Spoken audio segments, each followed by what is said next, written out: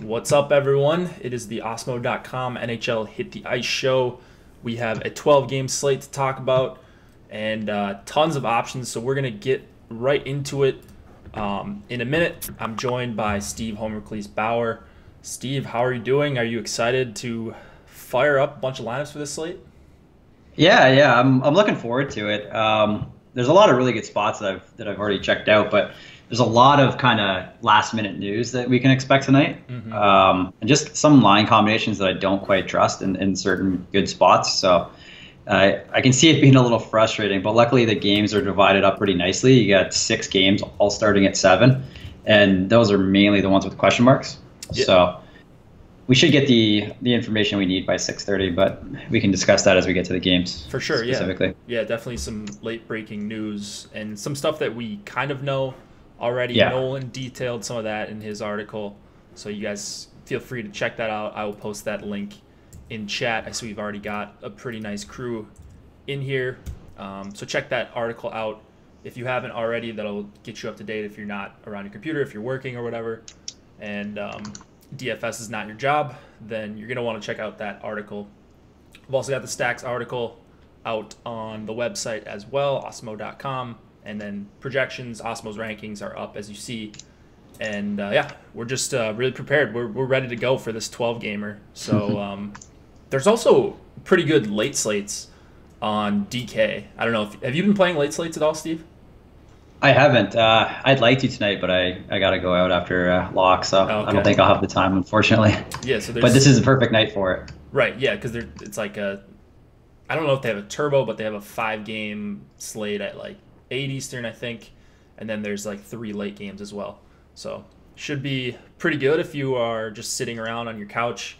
And there's no football to watch tonight, so for any football fans that are migrating over to NHL tonight, you can always chase the nuts on the late slate if your early teams don't work out. All right, let's get into the games here. We're going to use DraftKings pricing as always. You see the Osmo.com lineup builder on your screen.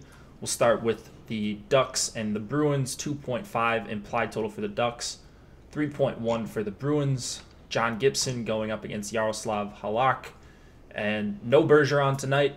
I misread a report yesterday saying that they thought Bergeron was coming back, and I was really excited. It's still fine that Krejci's up there. Of course, they've had success with him.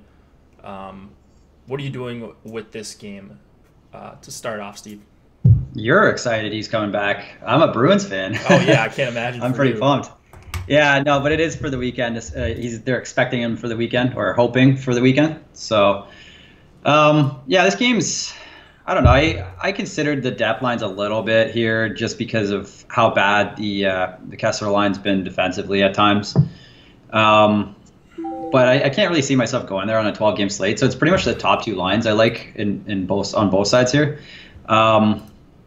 Yeah, as you mentioned in your article, the Getzlaf line is pretty poor on the defensive end as far as high danger chances allowed. With when it's him, Kasha, and Aberg. So that's pretty good. If you look at the numbers of just Getzlaf and Kasha together, they're much better, at least offensively. Their underlying numbers. They've been getting the results without Aberg though. So I still think they're in play here tonight. And just as a Bruins fan, I feel like they have a pretty strong history playing in Boston, winning low-scoring games. Sure. So it's just a bias I'm seeing here, but I kind of like that Getzlaf line a little bit. Okay. And then obviously the top line for the Bruins are in a good spot. It's the Ducks. They give up so many shot attempts and scoring chances. So I do like the Bruins line, but they're kind of expensive there. So I can sort of see this being a lower scoring game. Yeah. That's the only thing I'm a little concerned about with the top 2 lines going head to head there. Yeah, I mean it's one of the couple 5.5 games, and you just said the two top lines going up against each other. Are you worried about that at all for the Getzlaf line?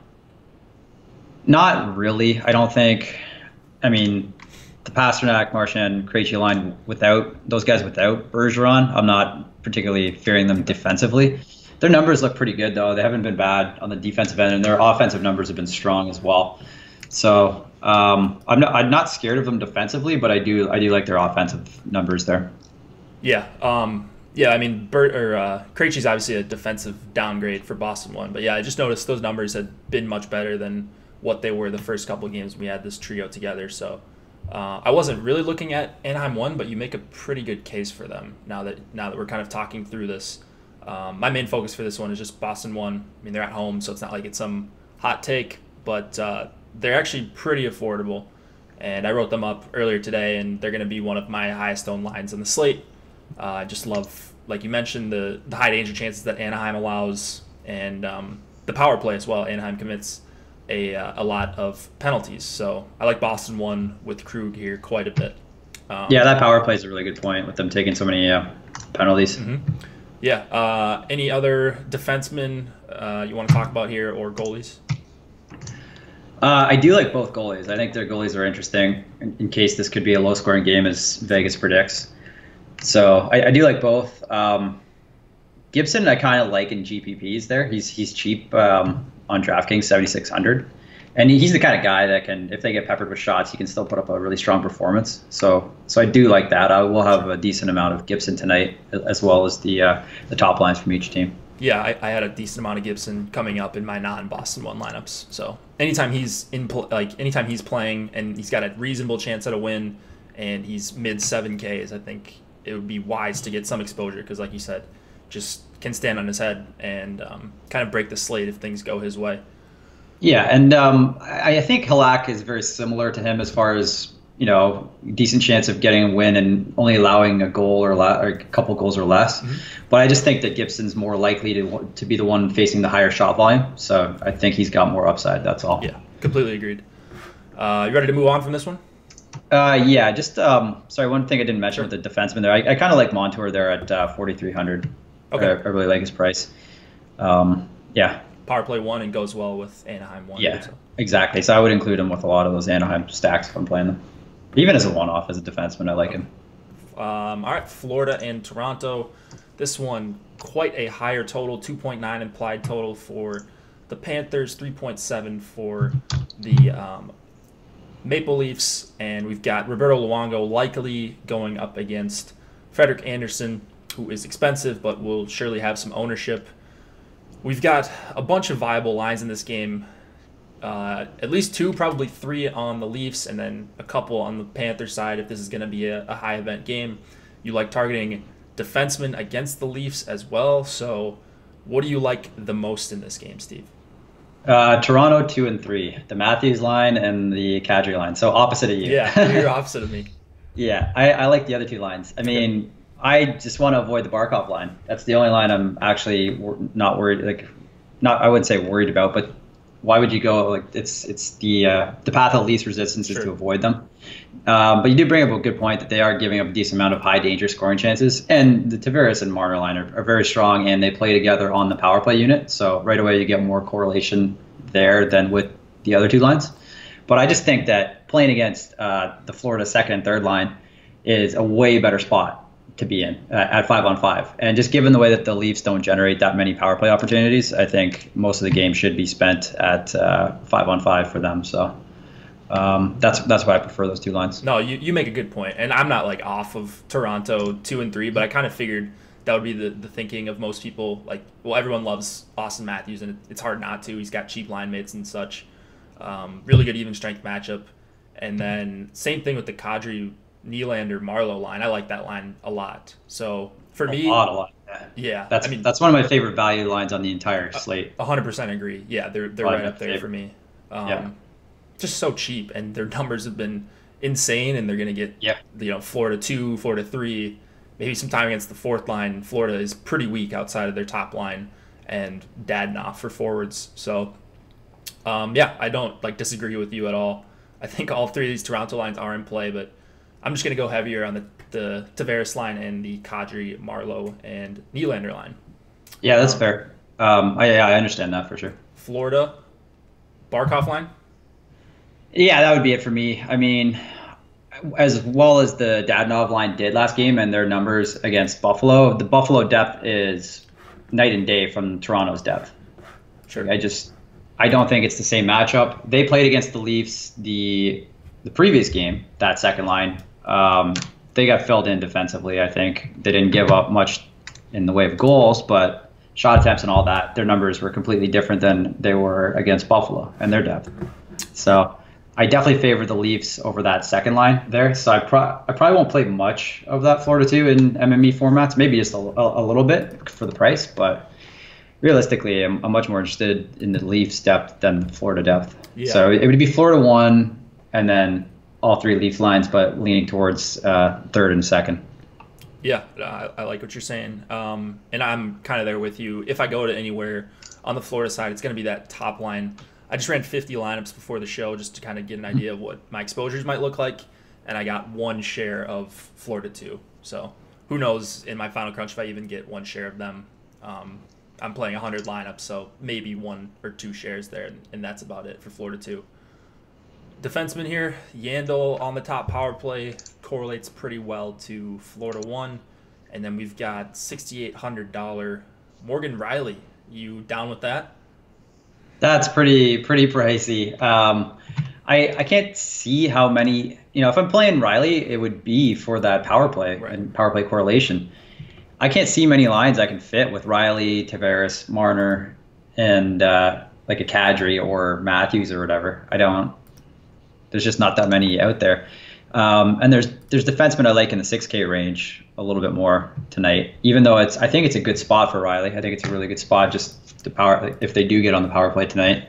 The Florida penalty kill is not all that great. So it's too much in a vacuum, too much as a one-off play. Too much for a one-off. Do you know why Toronto would have an issue creating power play opportunities? I'm just looking, they're bottom 3 in the NHL right now.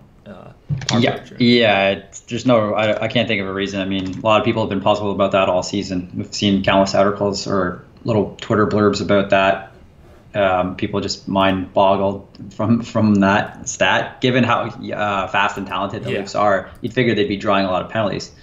But I think we talked about this last time on the show. Barkov is he's drawn the most penalties in the league, and he hasn't taken a single penalty yet in a shutdown role. Yeah, that's outrageous. So I don't know. That's got to be some kind of skill there to check all these amazingly talented players and not take penalties against them. But I don't know. People seem to be doing that. Yeah, I don't know. I was just a little puzzled looking at that, so I didn't know if you had anything to add there. But just kind of confusing. Could just be luck. I don't know. Maybe just getting bad group of refs or. Who knows? Freddie Anderson, 8,400. Is that too expensive for you? It's a bit much. I do like him in a vacuum. It's just it's a little expensive if you have the cash left over. I mean, I find myself, if I'm playing Toronto 3, I'm finding myself correlating either with Dermott or with Anderson. Like you have the money at that point. So you're gonna have the extra salary. So I don't see myself doing it if I was playing Tavares Marner, for example, just given the cost there. Let's see. We've got a couple questions. Leafs, all the Leafs. Of course, he's excited about his Leafs. Would you play Kadri line as a shutdown? Would Leafs play Kadri line as a shutdown against Florida Barkov line? Would I do what, sir? Would the Leafs play the Kadri line as a shutdown against the Barkov line? No, not likely. Not with Marleau and Nylander flanking him. If it was Kadri and, say, Hyman and Brown, then, you'd have an idea. They'd probably do that, but I don't see that. They've been using Tavares as the shutdown line. It's JT night. Vots agrees. Let's see. Marleau and Marner with Tavares. No, Tavares is with Marner. He doesn't really correlate well to Marleau. All right. You ready to move on here? You got any Luongo love you want to talk about? It's a big time risk. I've seen, I think last year I lost a chunk of dough going all in on a Florida at Toronto game, and it ended up being like 1-0. Jeez. It was like a very similar spot, very, very high total. I went all in on the spot, and then it was 1-0 or 2-1. God. So I don't know. Goalies, it's a crapshoot with goalies. They're the hardest to predict. They're the large variant spot, so he's definitely shown the ability to put on those strong performances. But on the road, on the road in a very tough spot, I don't really like it. Right, huge upside for tournaments. Like he could be easily the top scoring goalie. He's gonna see a ton of shots. The question is, do you really want to have more than a couple shares here? Because I don't really like. I've got 3 out of 50 right now, and I think that's maybe a little bit more than I would like. I think that's fine. Just a handful. I wouldn't go too great if you're playing multiple lineups, but it's pretty ballsy to do it. Just in a single entry or something like that. Yeah, I probably wouldn't risk that. Yeah, there's no need. All right, next game we've got the Predators and the Flyers. 3.1 implied total for Nashville, just 3 for the Philadelphia Flyers. Looks like the Flyers have kind of shaken up their top 6. I can't remember if it was like this last game. We've got Van Riemsdyk down on the third line, Patrick centering Giroux and Michael Raffl, and then the line that I think is going to draw the most attention, the Couturier line, Couturier centering Voracek and Wayne Simmons, who are all in the top power play. The Predators, while they're close to getting a couple of their top guys back in Subban and Arvidsson, they still don't have them back for this game. At least they're not expected to. So what are you doing with this one? It seems like there's quite a few things to like. Yeah, first thing to note with Philly is their coach is a jerk, and he's going to screw with you every single day of the season. So get used to that, everybody. The beat writers commented on it, how he likes to kind of hide what he's really going to do. And he routinely warms up and practices with lines that are different from what he uses in the game. So last game, it was supposed to be Drew, Patrick, Konechny. They ended up swapping JVR onto Patrick's spot almost from the start. And I kind of see that being the line tonight. Many of the beat writers are speculating. They think it's actually going to be Drew with JVR and probably a Konechny, I would guess, based on what they used last game. That's what they had for the full game. That's my guess as to what the lines will actually be. I think that the Couturier line with Voracek and Simmons will stay together regardless. That's the safest spot. That's my favorite spot. Yeah. I think they get the better matchup. They hard matched against the Larkin line last game. So I think they hard match against the Johansson line tonight, who's giving up a lot of shot attempts and scoring chances. But they've also been very strong offensively. So while I don't like the individual matchup going against Couturier, the Larkin line was, the Couturier line did give up a goal or two at even strength last game. So I think that the Johansson line can have some success tonight still. Yeah, you were worrying me there a little bit. I thought you were saying that we wouldn't be able to get to play Philly too, but they seem safe. Yeah, they stayed together the whole game last game, so I made sure to check on that because there was some conflicting stuff going on up until Philadelphia's last game. So don't be shocked if things change, but I'm treating it like the Couturier line is staying together as well. And even if they don't, there's a good chance that at least 2 of them are on the top power play, so you're not dead if they do for some reason get split up. And then, you mentioned that the Couturier line does hard match against opposing top units or top lines. And, I like that matchup against Johansson, Hartman, and Fiala, giving up a ton of high-danger chances. Just playing very high event both ways. So I think both of those lines are in play for me. And, I'm not really touching much else on Philly for full stacks. I think the power play is a decent way to go, and Philly, too, just gets you so much exposure there. Sanheim, an elite play tonight. What do you think about that? I think that's a little hyperbole to say elite, but 2,800 is a good price. He skates a ton He's playing with Provorov last game. Yeah. Yep. Yeah, as the shutdown pair. Mm-hmm. So that's a good spot to be in. He's a good cheap correlation play there. 2,800, it's not a lot to dislike about that price. Seemed to have a pretty solid shot and block floor overall. Yeah. So you can go to, I think, Provorov, Sanheim, or Gostisbehere for the power play with that Philly 2 line. So I'm going to be mixing in my 4-3-1s with each of those guys in some capacity. And then we've got Yossi and Ellis still sticking together, both A points grade, both A values in Osimo's grades. Do you agree with that, Steve? Yeah, maybe not a value on Yossi being 6,600, but I do like him a fair amount in this one, given Philly's penalty kill issues. So I think he's a strong play, and he'll continue to see a ton of ice time until maybe Subban comes back, which should be somewhat soon. Mm-hmm. But getting that top power play time is pretty nice. Ellis hasn't been as great lately, but I think the position, like the spot's pretty good for him. Unfortunately, his price went up for the matchup, Right. despite not really having a lot of success lately. So I don't see him being too popular. He's interesting as well. Yeah. Yeah. So Yossi, my main priority on Nashville, but if I end up with some Ellis, it's not the end of the world. He's still going to play the same minutes basically as Yossi and top power play and all that. So I like it. The goalies here, we've got Rene and Carter Hart. Rene, a expensive, slight road favorite here, and then we're going to see some Carter Hart chalk tonight. I mean, he's not a favorite, but basically pick him at 7,100.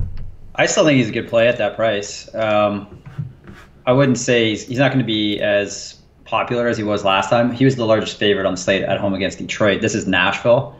I think he'll have some ownership, but it won't be anything like what it was last time. I think it was 33% in the higher stakes. So Yeah. a little insane. But yeah, he doesn't have the ton of upside. I still think he's a good bet for a cheap win. Yeah, I like it. And I'm going to have some heart with Philadelphia too, for sure. I'm going to correlate on as many lineups as I can for goalie tonight. Yeah. One thing I'm curious about. So I like the Johansson line if I'm playing any line from Nashville, but the second line, the tourist line there, I'm wondering how much I want to have of that line. Because they're somewhat interesting in the sense that if we do see the Drew, JVR, Konechny line, they're not very good defensively. And I think it's a reasonable spot for them. Their possession numbers look better, even though they're high danger chances. They're not really doing anything. They're not scoring a lot of goals or anything like that. But the possession numbers look pretty good. So it's something that they could have success in this game. Yeah, I don't think that's a bad call at all, especially avoiding Couturier. So yeah, that would be MME kind of play, not really a single lineup thing. Minnesota Wild and the Pittsburgh Penguins, 3.2 implied total for the Wild, 3.3 for the Penguins. Devin Dubnyk, and is it going to be Casey DeSmith? It should be Pittsburgh, with Murray playing last night, returning from an injury and playing last night. Yep. I don't see them going back-to-back with him. Sure. In that state. Perfect. Yeah, makes perfect sense. Penguins on the back-to-back, as you mentioned.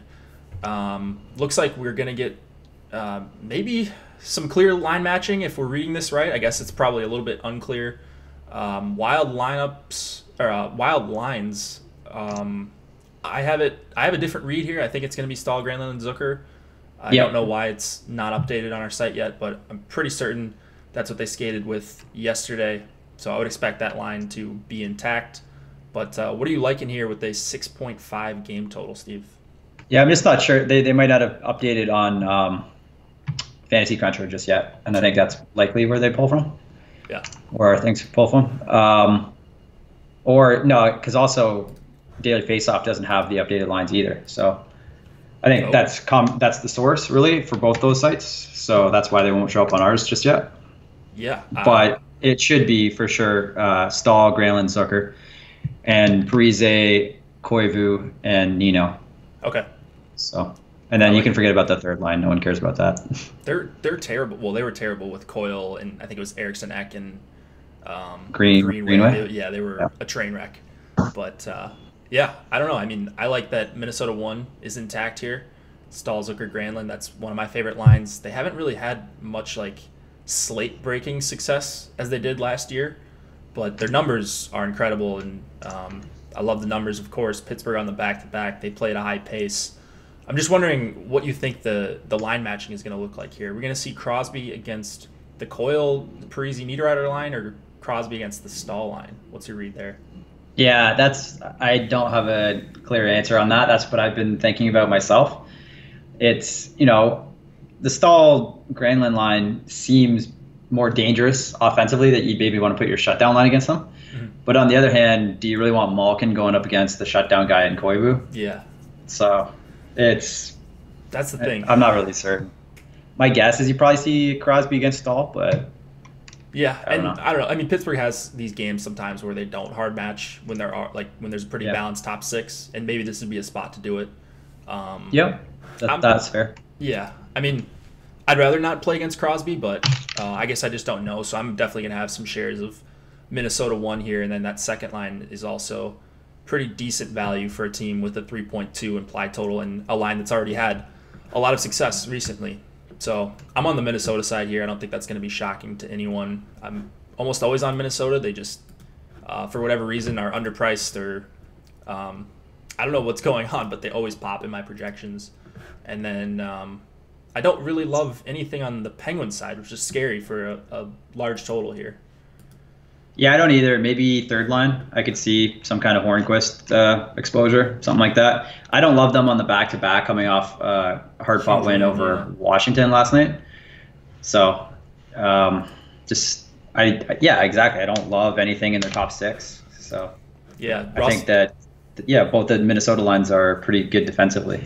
Yeah, and Russ already getting priced up. Crosby priced up again. Gensel, a little bit of a price decrease, but I think that line's even more expensive than they were last night. Kessel's price has increased even from last night as well. And then Letang's still over 6K. So it would probably be the Pittsburgh power play here, but I'm just not really interested in playing a ton of these expensive Penguins, especially with Letang in there. So it's going to be Minnesota for me. Probably going to go with some Suter and Spurgeon. I think you can take your pick there. They're in the same price range. I don't have a strong lean. I don't know if you do, Steve. I think I do like Spurgeon. Okay. 4,900 there. I do prefer him slightly just because of his shots and blocks recently. Yeah, that's fair. He's been one of the leaders over the last month or so. Yeah. In that category. Anything else in this game before we move on? Not really. I just kind of have a feel that it's going to be one of those 3-2 type of games where no one really does anything and none of the goalies get paid either, or pay off. It's just one of those, like, I guess never mind. Just kind of avoid the game, I think. I like Dubnyk a little bit, I will say. He always grades out well for me. Very good. High danger save percentage. 7,400 is a pretty good price. Yeah. We're taking a stab against a team on a back-to-back. Yep. And, shot volume, I don't think it's going to be an issue for him here. Yeah. All right, let's move on. But first, we've got this giveaway still going on, the 24 days of giveaway at Osmo.com. This week, we're giving away our biggest prize yet. It is completely free to enter. The way you do enter is you comment and you like this video. You comment once the video has stopped going live. You refresh the page, and you should see the comment box on the bottom. So you really just have to comment anything. You can comment your top scoring line, your top scoring player that's going to score a hat trick, whatever you want. Just make sure you're commenting and liking. And our social media guy, Brett, will track these comments and likes to gain additional entries. The prize for this week is a free month of the All Access Pass at Osmo.com. So you would get access to basically everything on the site besides the Fantasy Cruncher stuff. And you'll get NFL rankings from Osmo, ownership projections, Fast Eddie Fear and Josh Engelman's projections and rankings. So all the good stuff for all the sports. Completely free to enter, and you can gain additional entries for the grand prize that is going to be announced, I believe, on Christmas morning. So do that. It is completely free, and you're already watching, so you might as well. All right, Detroit and Carolina. We have a 2.5 implied total for the Red Wings, 3.4 for the Carolina Hurricanes here. Jonathan Bernier going up against Peter Mrazek. Jordan Staal set to return tonight. At least it's believed. He's believed to return tonight, and possibly Michael Furlan too. So we were talking before the show, Steve, about what these Carolina lines are actually going to look like. So just want to kind of explain where you're at so far on them. Yeah, so pretty strong idea that Jordan Staal is going to come back tonight. He's off the IR. He's been practicing for the last 4 days or so. The one thing is I can't find – I'm looking at Daily Faceoff right now, and they have him slotting in between Aho and Teravainen. And I'm not seeing any actual evidence of this. I don't know if anybody else has. If you can confirm it outside of just what DFO is putting up there. I want to make sure it's not them assuming anything, because I've been looking on Twitter all day, and over the last few days, Staal has been practicing with McGinn and Furland. So, and they were expecting both guys to come back tonight, or hoping on that. I haven't heard any confirmation on Furland. So, yeah, it's just kind of a bit of a mess here with the lines. I'm not sure what it's going to be. And I think that makes a big impact, because if Staal should go up against Larkin regardless of where he is in the lineup, I'd much rather him go up against Larkin if he's playing with Ferland and McGinn, and then that frees up Teravainen and Aho to go against the weaker Detroit depth. I'd much prefer that rather than have all three together going up against Larkin. Right. Yeah, because then it would be more of like a canceling out situation rather than you have a clear, very good matchup for Aho and Teravainen. So, yeah. Exactly. I agree with that. So, I don't know. Do you think we're going to have any clarity on this before 6:30 Eastern? Probably not unless the coach talks at 5. I know some coaches do that, but yeah, not really sure. So it's just kind of a big guess right now. I mean, what I've been doing in my first crunches has just been treating Stahl like he's going to be on the top line because he is on the top power play, or at least he's expected to slot back in there, assuming he goes tonight. And you're going to get power play correlation there. Anyways, I still wouldn't hate them going up against the Larkin, Nyquist, Advocator line. I prefer them not to, but it's not the end of the world. And Stahl is incredibly cheap at under 4K. And if he somehow does slot in between Teravainen and Aho, that's a pretty enviable spot to be in. Anything else? Yeah, I think that's a really good approach. I think that's probably how I'm going to handle it as well. Okay. As worst case scenario, you do get them with the power play correlation there. Yeah. So I think anyway. I think as of now, I don't know if Fantasy Cruncher has updated it to like what DFO has right now, but just make sure you're manually doing that if it's not updated. Otherwise, you're not going to get the lines you want if you indeed want Stahl, Aho, and Teravainen. Yeah, for those who aren't as experienced with Fantasy Cruncher, you can manually click and edit the lines that they have there. If you see something, or if you think one thing that they're not showing, they do tend to pull from those sites like DFO and Left Wing Lock. So they'll just put whatever they have there. And sometimes those sites, DFO especially, they just make assumptions. Yep. So if you disagree with some of those assumptions, you can change them. Exactly. Yeah, there's always ways to get around the settings. Yeah. You got anything on the Detroit side, the Larkin line? I know that's one we both like to play quite a bit, but you going to them tonight? I don't think it's the greatest matchup, to be honest, but I have a hard time not playing Larkin when he's in the lineup. He's playing with Nyquist. They always seem to find a way to score. I just think this isn't a very good matchup overall. Yeah, hard to imagine them putting up like 2 or 3 goals to crush the slate. Yeah, exactly. Especially with Stahl back, it just makes it even worse. So I bumped them down right before the show and updated projections if anybody saw that. But yeah, I don't really have much in the Detroit side I want to mess around with. And then Falk or Dougie Hamilton or Slavin, any of these guys interesting to you? Dahan? Falk very much as the top power play guy. And I'm just probably not going to play Dougie Hamilton until he turns it around. What's going on? So yeah, just not getting it done. So I like Falk. I think he's in a better position to succeed in this game. Yeah, maybe Mrazek could be the chalk goalie, $7,500, pretty decent size favorite, and at home and against a pretty poor Detroit team. What do you think about that? Yeah, I think he's a good play. I don't know how great his ceiling is against Detroit. Mm-hmm. They tend to not put up those kind of performances for opposing goalies. Like, it's not like they pepper them with 30, 40 shots and don't score, right? They're usually the ones ruining shutouts with 1 or 2 goals and 20 shots on goal against or something. Yeah, didn't they have like 20 shots against in like a home game against LA the other week? Yeah, and same as last game against Carter Hart. Yeah. 2 goals on 22 shots or something. So yeah. Would you play Falk over McDonough? That's an interesting one. Yes. Yeah. Yes. Detroit commits so many penalties, it's hard not to like Falk, or at least give him the edge in that scenario, because McDonough doesn't even play on the power play as of now. So they're sitting Sergachev tonight, and he will be on the second power play unit. Okay. But who cares about that unit? It's all about the top unit anyway. Yeah, Kucherov, Stamkos, Point. Yeah. All right, Devils and Blue Jackets. We have a 2.7 implied total for the Devils, 3.4 for the Blue Jackets. Mackenzie Blackwood making his first NHL start, I believe, going up against Sergei Bobrovsky. Nothing exciting there, nothing different there. We've got some different Devils lines, though. Taylor Hall bumped down to the second line, I guess you'd call it. We've got Johansson with Hischier and Palmieri. And really all that does for me is kind of take the Devils out of my crunch almost entirely. If you wanted to do like a Taylor Hall one-off or two-man stack here, I think that's fine. But yeah, not really full stack in the Devils here. I don't know about you, Steve. I don't mind Taylor Hall's line mates in this one. If you look at Coleman, he's really good at generating shots.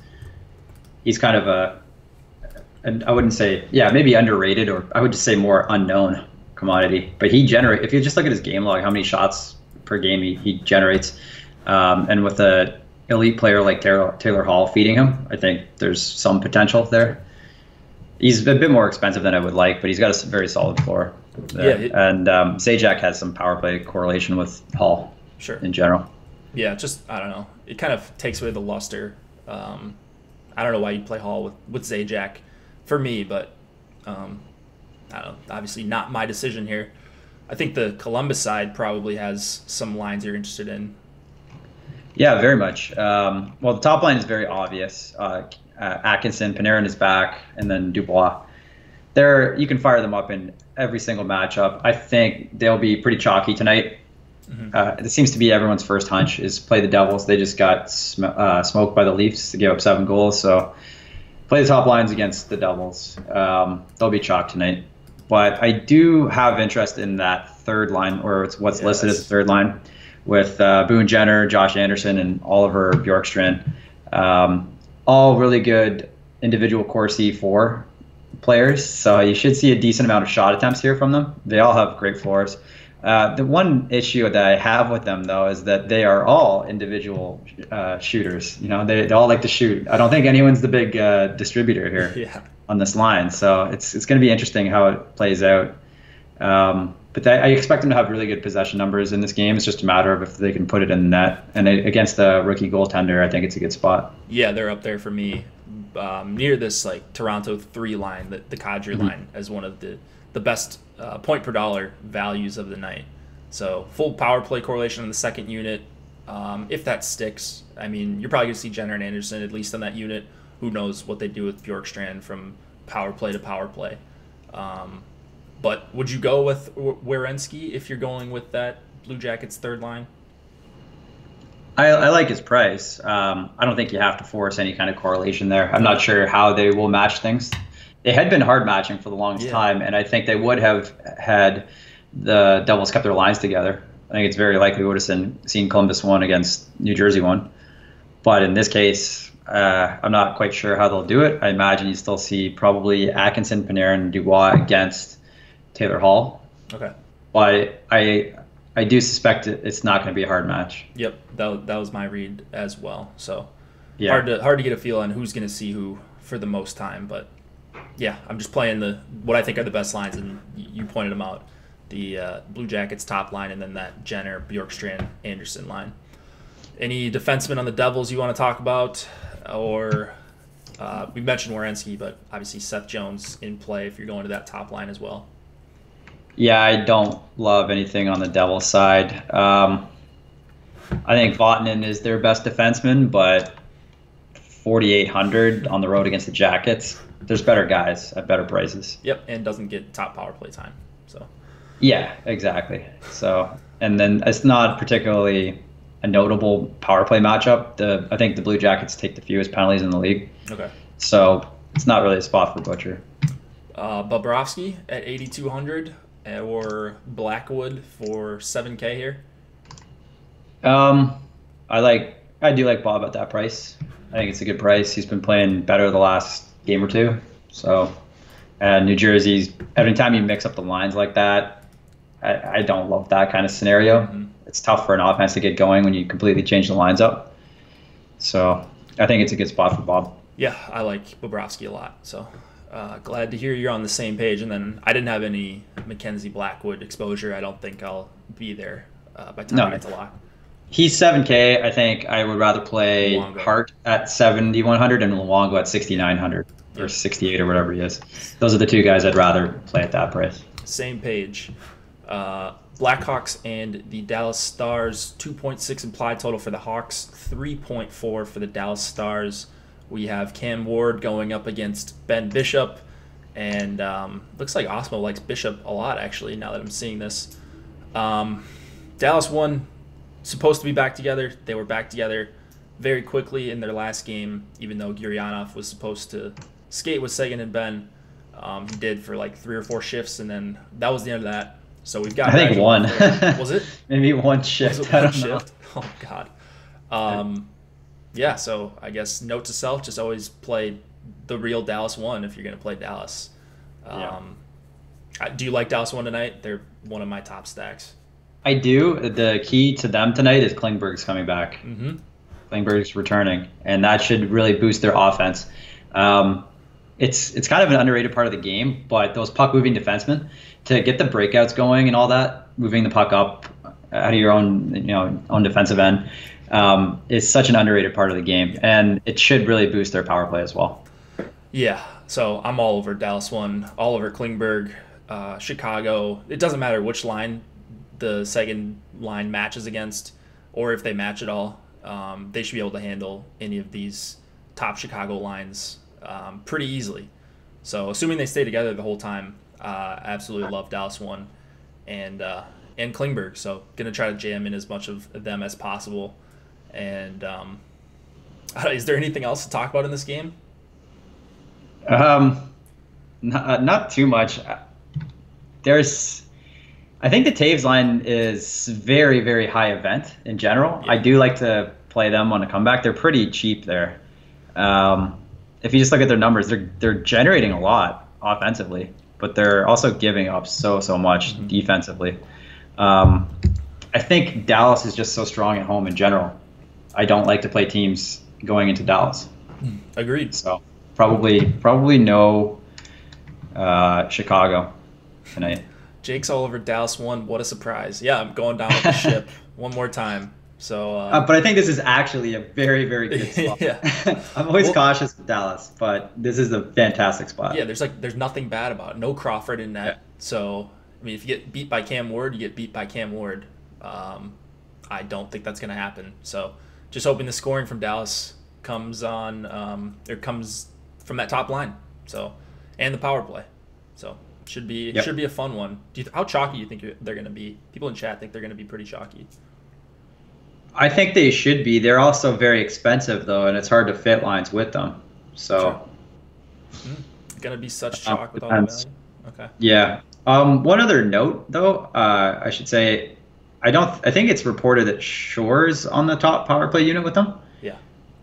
If that's not actually been practiced or listed from the beat writers, I saw that Hansel was up there last game. They reunited that top power play unit as well, minus Klingberg. Okay. But they had the top line there, the Ben, Seguin, Radulov, with Hansel and whoever defenseman was. I think it was Fadun at the time. Okay. But I think Hansel could be that guy there, and he's done pretty well since returning from injury as far as the shots and blocks department. I think he's kind of a sneaky one-off play. Interesting. Matthews or Seguin in a vacuum? Ooh, that's a good question. Yeah, it is. What's Matthews' price? Is he 8,200? I think. 80. So he's Seguin just for the price from a point per dollar. But from a point per dollar perspective, the other tough part with the other reason why I think would be Seguin is because there's so many mouths to feed in Toronto. It could easily be Tavares and Kadri. Yeah. Going off. It's really only Dallas 1 in this game here. So for me it would be Seguin. I've got him projected as the highest scorer on the entire slate, so it'd probably be disingenuous for me to say Matthews, but Matthews isn't too far behind. So no, they're both fantastic plays. Yeah. But if you had to choose, I would play Seguin for sure. Yeah. David Demerit, we will get to that talking about Sergachev, but yeah, it looks like he's not going to play. Bishop 7,900. Did you mention that you liked him?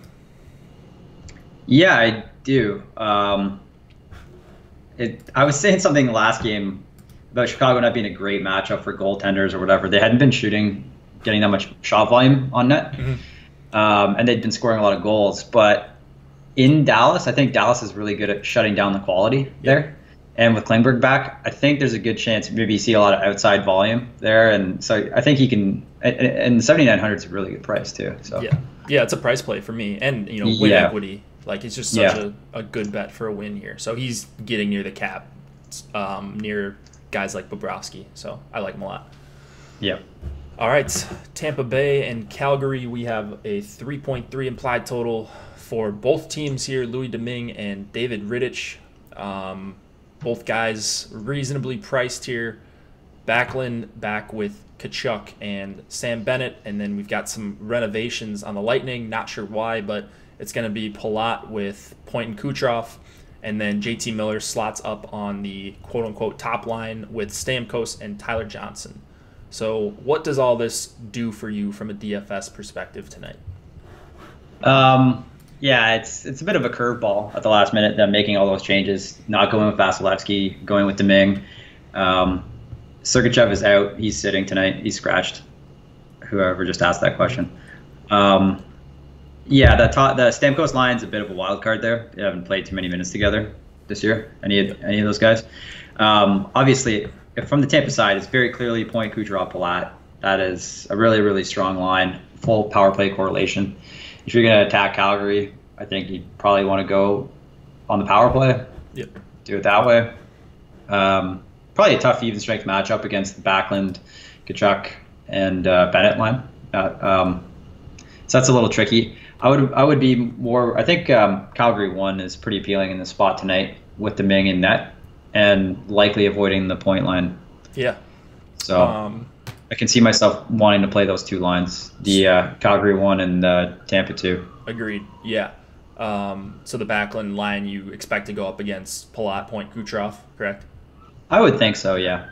That's what I thought as well. So good to hear. The Palat, Point, Kucherov line, they have some time together last season, and they were very good offensively, as you'd expect, but also really good at limiting chances in their own end.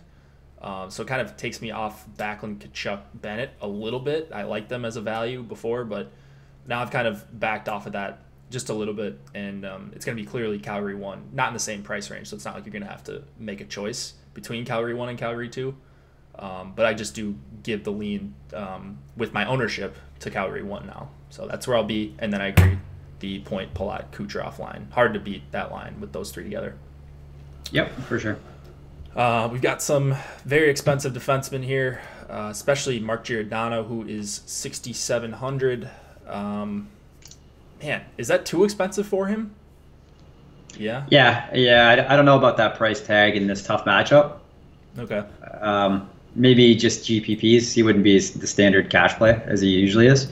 Hedman at $5,500 though. I'd much rather take chances on him at that price. Okay. I think. Yeah, he's got less of a floor, obviously, but I'll take that discount. Yeah. Hard to argue with that with the discount you get with Hedman. I wonder how chalky Tampa 2 is going to be. Do you have an idea on them? I wouldn't say too chalky. How expensive? They're probably reasonably expensive. They are, let's see. What do we got? Not too bad, actually, 18-1. Yeah. That's pretty solid. I don't know. I think, in general, people probably don't go targeting the Flames. I think they've, in Calgary there. Mm-hmm. But I don't know. I'm kind of torn here. I think it's a really good line, and that's a pretty good price for them. So they'll probably have some ownership, but nothing crazy. Yeah, that's fair. All right, let's move it on if you're ready. If you got anything else on these goalies. Nothing really to add here. I don't know. I don't think I would really. I'm not super this isn't really a super appealing goaltending matchup here. I'm not going Domingue at 7,700. I don't think. Maybe a shot on Rittich with Calgary 1 or something like that, but Rittich would be the guy I prefer. I agree. Yeah. All right, let's do Montreal and Arizona, and we can actually go overtime, so we don't have to end right at 5 Eastern. I think the NBA show is not till an hour later. Yeah, we're good. 12 games, and I don't think the NBA show starts until 6 Eastern, if I'm correct. It's a late lock, and there's only 2 games, so we can go a little bit overtime. All right, 2.9 implied total for the Canadiens and 3.1 for the Coyotes. We have Carey Price going up against Darcy Kemper. The Coyotes are incredibly cheap once again. Montreal on the road back-to-back, and they lost last night in Colorado because of Colorado 1, of course. They just are incredible. So what are you doing with this one here? I don't have a ton of exposure to either side. I mean, there's probably something on the Arizona side. I'm not certain about these line combos, though. I don't know where they're coming from specifically, but I hadn't found any sources looking through Twitter today. So that's the one thing. I'm just not certain what they're going to be. But as far as, it's pretty much just that revenge narrative. The Domi Galchenyuk playing their old teams for the first time. I think that'll dominate most of the talk in this one. Yeah. I think that Kemper's a good goaltending play. At 7,400, you get the Habs, who aren't a big goal-scoring team, on a back-to-back there. Yeah. He's only 7,400 at home. Low total game, he's a favorite. So I do like that price. Just not really sure what to do with Arizona. I would probably just play Keller and whoever's playing with him for the most part. So it looks like there's an article on Arizona's azcentral.com. Okay, so it is. There's a projected lineup on there. I didn't read through the whole thing, but okay, it looks like that's good enough. Yeah, it looks good enough. So they got Panik with Stepan and Keller, and yeah, that's what it shows on the screen. So maybe those are confirmed, maybe not. But so you do prefer the Stepan Panik Keller line then? That's what it sounds like. Yeah, I think so. I mean, I don't think any of them are fantastic plays, but I would prefer that line for sure. And also, Arizona, both those forward lines, those top lines aren't very good defensively. So, I think maybe Montreal should be worth a look here. I just don't love the back-to-back on the road. Yeah. I kind of wanted to like Montreal here, but I just didn't get there. They weren't cheap enough for me, even though they are priced down a little bit on the road back-to-back here. So this one I'm kind of avoiding. I do have a little bit of that Stepan line, and that's really about it. Stepan line and Chychrun, I should say. Got a little bit of Chychrun at 3,800. Weber's too expensive for me. Petrie would probably be the guy I'd want to play, but again, not really getting to Montreal line, so tough for me to get to Petrie here. Yeah, no, I agree. It's just kind of a tough game to target. So yeah, hopefully this one stays quiet. I think Kemper would be my highest exposure in this game. I like it. St. Louis and Vancouver, we have a 3 implied total for both sides here. Jake Allen, Jacob Markstrom going for their respective teams. St. Louis won. They were back together the last game and had some success. They're probably going to be hard matched here against Horvat, Eriksson, and Roussel, which has been a line that's actually been really good at limiting chances so far in their short sample. Do you think that continues tonight, Steve? Could be. It's hard to say. The St. Louis top line, they're not great at generating volume there, but they do generate quality. And I think that the Horvat line's been limiting quality. So yeah, it's hard to say. I would obviously prefer to bet on talent there. The Blues side is my preferred side of that matchup. I also see them getting some kind of ownership tonight, though, based on what they did last game. But even then, they didn't do anything till the very end of the game. And I think one of their goals was an empty net goal. Mm-hmm. Underlying numbers, I think that the second line is somewhat appealing for St. Louis too. I would include them in some builds tonight. Okay. With O'Reilly there on the top power play. I mean, I was thinking St. Louis would have some exposure like you because Vancouver does also commit a lot of penalties, and you've got full power play correlation with Schwartz, Shen, and Tarasenko, and you can fit Parayko in for under 5K as well. So I figured that'd be a nice fill-in spot for some people if you're going to a mid-tier top line. And yeah, I'm definitely going to be there myself. They're not like one of my highest exposed lines, but certainly going to have some shares of that Shen line. And I haven't really considered that second line. You just like the matchup, or was it a numbers thing you said? Combination of matchup, and they had pretty good, very small sample size, but they had a good shot generation numbers in their last couple games. Sure. Last game or so. So I think there's some potential there. One thing I'm concerned about is Levo. I don't think he's too safe in that spot. Last game they they swapped up Goldobin for some time. Okay. So, it's something to keep an eye on tonight. Yeah. And Goldobin is on the top power play. At least he's listed there. So that would be a nice boost for correlation purposes. Do you like their numbers look better with Goldobin too than with Levo? I do remember that. Before Besser got hurt. So, we We've got Edler at 5,200, more of a floor play, not really a guy I see myself getting to. I mentioned Parayko, and I don't know. Is there any punts you're looking at? So last game we thought Parayko was top power play in it. Yeah. He wasn't. It was done. Really? Yep. So it kind of takes away from him in this matchup. Although I think Vancouver hasn't given up a power play goal in a couple weeks. Power play goal against in a couple weeks. Really? So yeah, I read some blurb about that today. Since December 4th. So that's pretty good.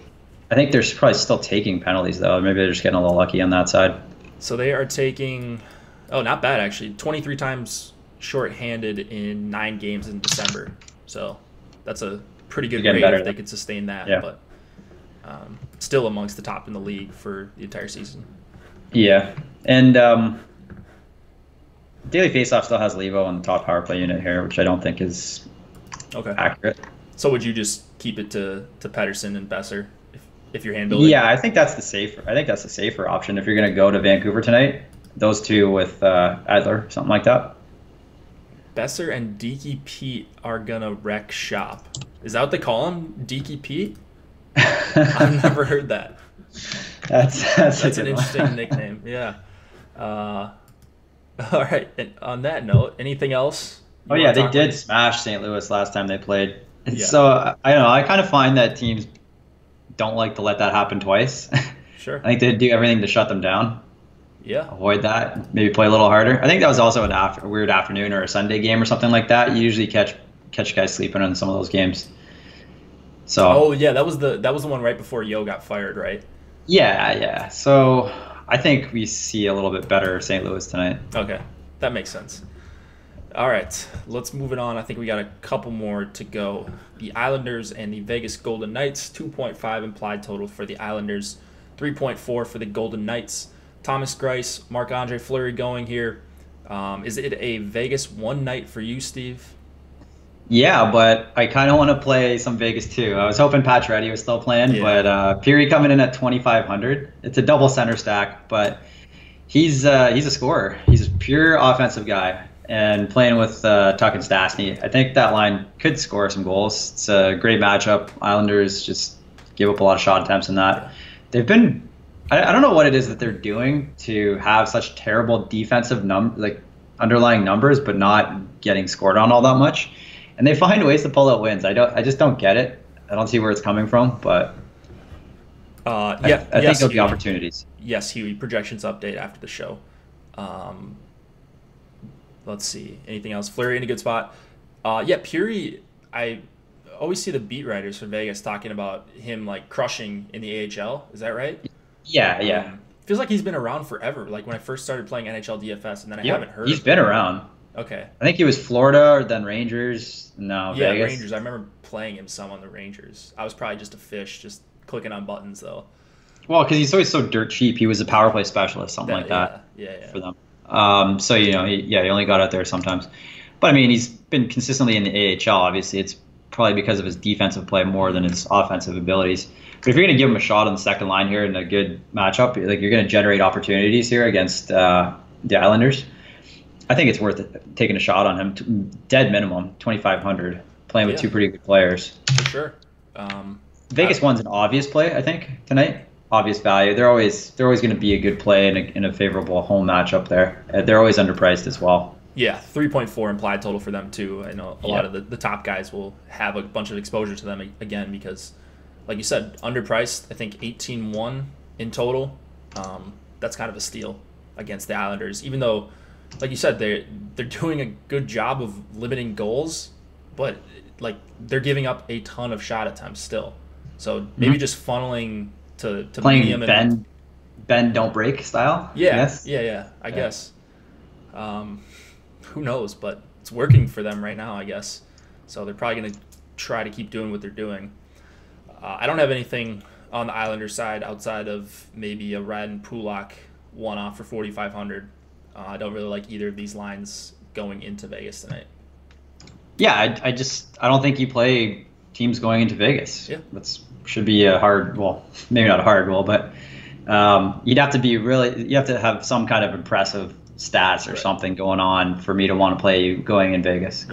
So Brad Hunt, looking like he's going to fill in for Colin Miller, who is going to miss this game. Hunt is 3K, and then you've also got Theodore for 4,400, top power play, and Nate Schmidt for 4,200. Any of these guys appealing to you? Theodore is appealing on the top power play unit there. I do like that. Just glancing over. Yeah, Theodore's good.